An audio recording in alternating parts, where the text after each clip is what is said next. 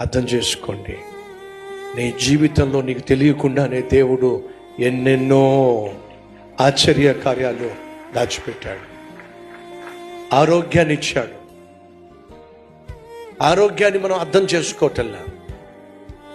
ఆశ్చర్య కార్యాలు చాలా చేశాడు. ఒక ప్రశ్న వేస్తున్నా, ఈ సంవత్సరంలో దేవుడు చేసిన ఆశ్చర్య కార్యాలు ఒక్కొక్కటి చెప్పండి మీరు. ఆశ్చర్య కార్యాలు ప్రమోషన్ ఇమ్మన్నాను, ఏ అద్భుతం చేయలేదు. జీతం పెంచమన్నాడు, అయినా దేవుడు పెంచలేదు. పెళ్ళి సంబంధం ఈ సంవత్సరంలో కుదరాలనుకున్నా అద్భుతము జరగలేదు. గర్భఫలం కోసం అద్భుతం చేయాలి దేవుడు అని అడిగాను, ఆ అద్భుతం కూడా జరగలేదు. అద్భుతం అంటే ఆశ్చర్యం అంటే ఏం ఆశ్చర్యం అండి? ఇది మన ఆలోచన.